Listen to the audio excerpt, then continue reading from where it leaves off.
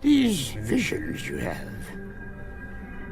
They're of pain, suffering. Fear is the path to the dark side. Fear leads to anger. Anger leads to hate. Hate leads to suffering. Careful you must be when sensing the future, Anakin. The fear of loss is a path to the dark side. I won't let these visions come true, Master Yoda. Death is a natural part of life. Rejoice for those around you who transform into the Force. Mourn them, do not. Miss them, do not. Attachment leads to jealousy. The shadow of greed, that is. What must I do, Master Yoda? Train yourself to let go of everything you fear to lose. You have to let it all go, Neo. Fear, doubt, disbelief. Free.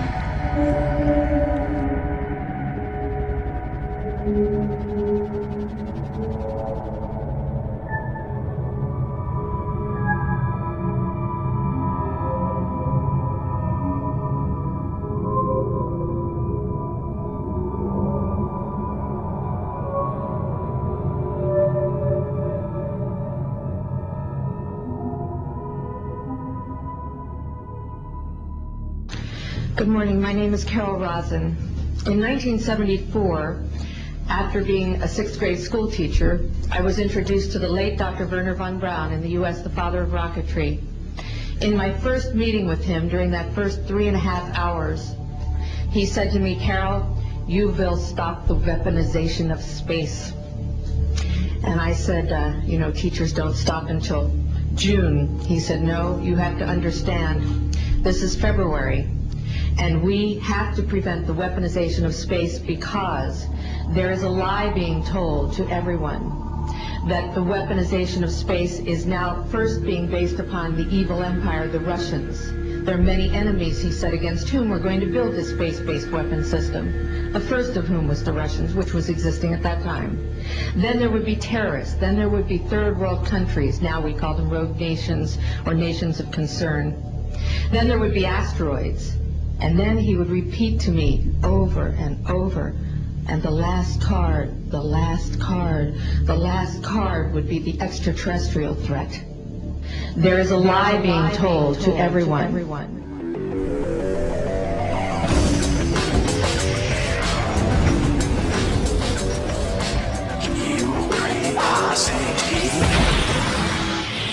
Presented by Apollo 18, in theaters everywhere September 2nd. We challenge the top minds in biology, military strategies, and astrophysics to predict what would actually take place during an extraterrestrial invasion. The scenario they came up with is both cataclysmic and possible.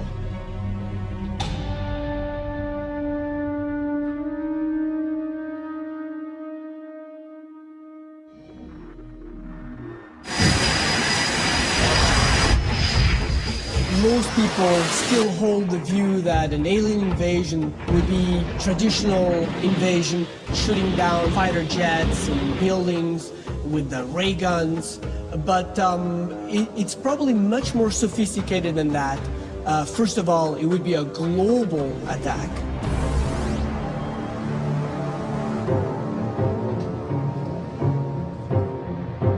When you invade a planet, you're not going to be invading the US or Russia or Japan, because to aliens, we seem like ants. We're all alike. What is much more practical is to launch a global invasion.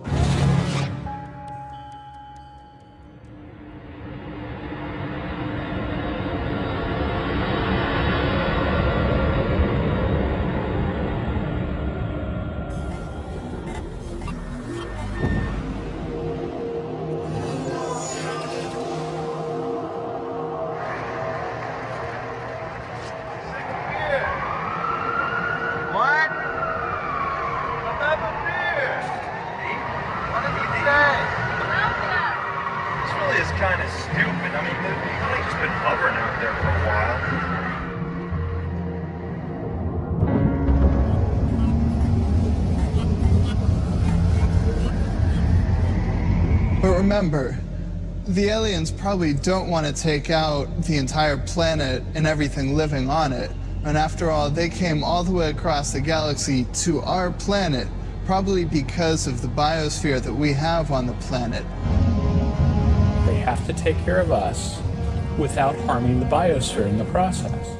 The way they can do that is to focus on the one thing that we are dependent on that the rest of the biosphere is not, and that's technology. Michelle Rodriguez hosts Alien Invasion, Are We Ready? On the next Curiosity, this Sunday at 8, only on Discovery.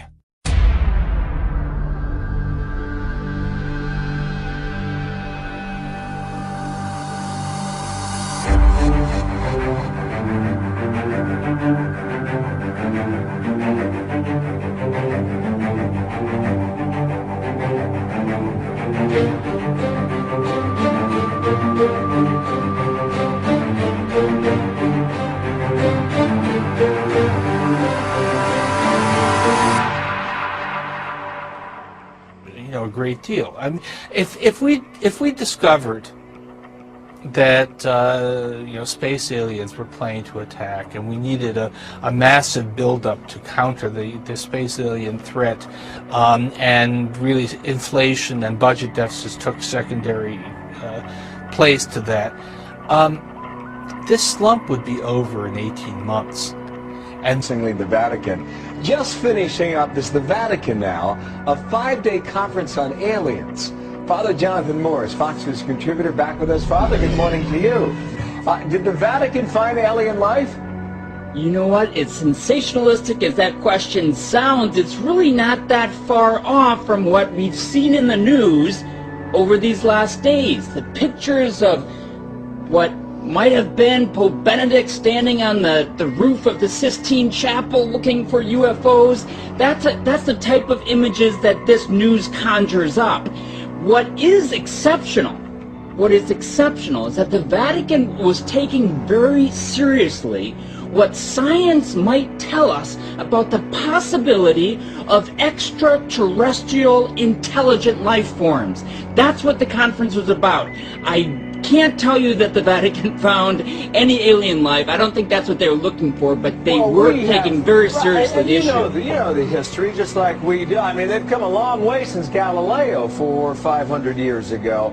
Well, what do you think it says about the church, and it's actually looking at this issue? Well, a great question, Bill. What it says is that although there have been some inglorious moments of relationship of faith and science, the Vatican, and not just Catholics, Christians in general, they brought 30 of the best scientists, the astrobiologists, of the cosmologists, of the astronomers, to tell the philosophers and theologians what they already know about the possibility of something that could happen.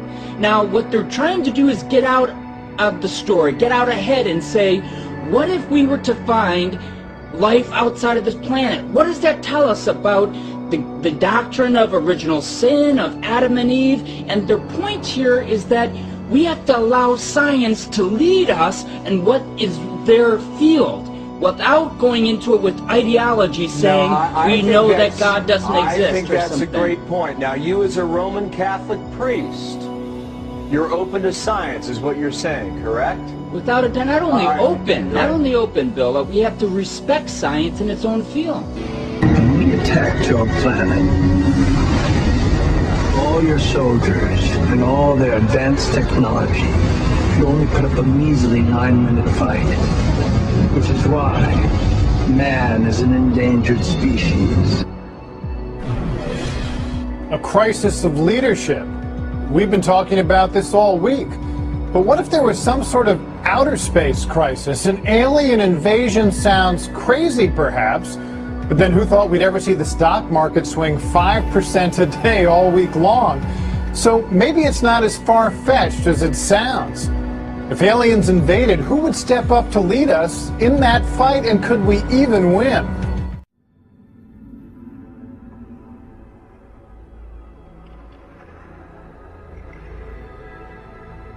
Scientists tell us we have to be careful And from an ethical point of view, we must develop our conscience as well. From your extraordinary observation point, how do you see the situation on Earth? Do you see signs or phenomena to which we need to be more attentive? In the midst of your intense work and research, do you ever stop and reflect like this? Perhaps even to say a prayer to the Creator? Or will it be easier for you to think about these things once you have returned to Earth? I will continue to follow you in my thoughts and prayers, and I willingly impart my apostolic blessing.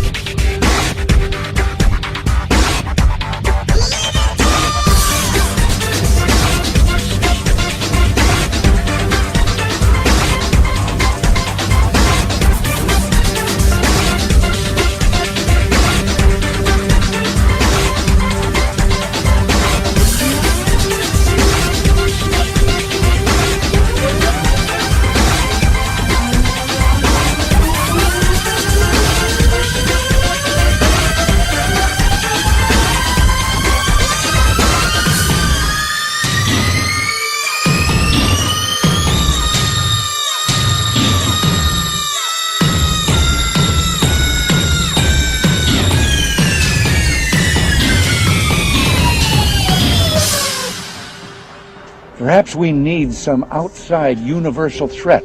I occasionally think how quickly our differences worldwide would vanish if we were facing an alien threat from outside this world. And yet I ask you, is not an alien force already among us? What could be more alien to the universal aspirations of our peoples than war and the threat of war?